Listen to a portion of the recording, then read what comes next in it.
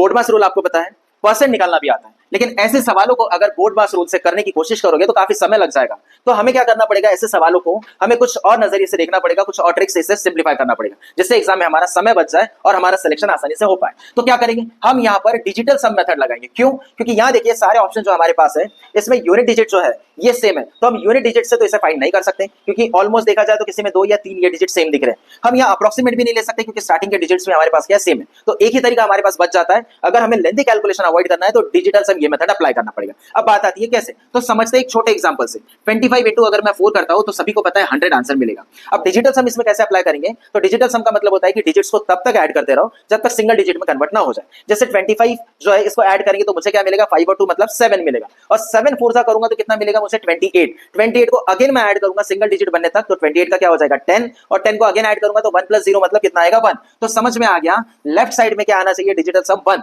तो इसका मतलब राइट में भी क्या होना चाहिए, 1 ही आना चाहिए। तो करके देखिए 1 + 0 करेंगे तो राइट में भी मुझे डिजिटल सम क्या मिल रहा है 1। तो इस तरीके क्या हो गया, बैलेंस हो गया या वेरीफाई हो गया। तो सेम यही जो लॉजिक है इस क्वेश्चन में भी अप्लाई होगा। मतलब यहाँ कुछ भी मैथमेटिकल ऑपरेशन या कैलकुलेशन क्यों ना हो, तो यहाँ जो डिजिटल सम निकलेगा इसका मतलब वही मेरा क्या होगा, आंसर में प्रेजेंट होगा। ठीक है, तो हम क्या करते हैं, सबसे पहले लेफ्ट साइड में जो हमारे पास है कैलकुलेशन, इसको कैलकुलेट कर लेते हैं, डिजिटल सम कितना आता है करके, फिर सेम वही क्या होगा आंसर में चेक करेंगे। और बस याद ये रखना है कि जब कभी 9 आएगा तो उसे इग्नोर कर दीजिए। तो देखिए यहाँ पे 4 + 4 कितना 8, 8 और 3 कितना होता है 11, 11 का मतलब कितना होता है 2।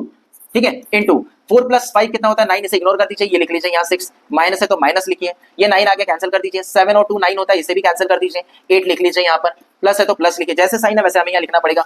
40% लिखा है तो इसको ऐड करेंगे तो कितना आएगा 4 ही आएगा, ऑफ मतलब मल्टीप्लाई होता है, 555 मतलब कितना 15 आएगा, 15 का मतलब अगेन ऐड करेंगे तो 6 आएगा, तो यहाँ हम 6 ऐसा लिख लेते हैं। ठीक है, अब देखिए यहाँ पे हमें क्या करना है, 2 6 का मतलब कितना 12, 12 का मतलब कितना होता है 3, तो मैं यहाँ 3 लिख लेता हूँ, माइनस 8 प्लस 6 4 सा कितना होता है 24, 24 मतलब कितना होता है 6, ये 6 यहाँ लिख लेते हैं। अब बस इसे सिंप्लीफाई कीजिए और आंसर हमारा मिल जाएगा। तो देखिए 6 + 3 कितना होता है 9, 9 में से 8 माइनस होगा तो कितना आएगा 1, तो इसका मतलब ये डिजिटल सम हमारा क्या आया 1 आया, तो मेरा जो भी आंसर आएगा उसका भी डिजिटल सम क्या आना चाहिए 1 आना चाहिए। तो देखिए यही लॉजिक हम यूज करते हैं, क्या आंसर आता है कि देखिए ये 1 और 8 कितना 9, इसे कट कर दीजिए, ये 9 आए इसे कट कर दीजिए, 3 + 4 कितना 7, 7 और 3 कितना होता है 10, 10 को अगेन ऐड करेंगे तो कितना आएगा 1। तो हाँ, यहाँ पर ऑप्शन ए जो है वही हमारा आंसर होगा, क्योंकि दोनों का सेम डिजिटल सम 1 आया है इसीलिए। ठीक है, क्या और किसी का आ रहा है कि हम चेक करते हैं। देखिए ऑप्शन बी में 1 और ये 8 है, 9 होता है कैंसिल कर दीजिए, ये 9 है कैंसिल कर दीजिए, 4 और 4 8 होता है, 8 और 3 कितना होता है 11, 11 मतलब डिजिटल सम 2 आ रहा है, तो ये नहीं हो सकता है क्योंकि 1 आना चाहिए। यहाँ पर देखिए 1 और 8 9 कट कर दीजिए, ये 9 कट कर दीजिए, 333 मतलब कितना 9 होता है, तो ये भी कट कर दीजिए, 333 मतलब 9, 9 मतलब 0, तो ये कैंसिल आउट हो गया।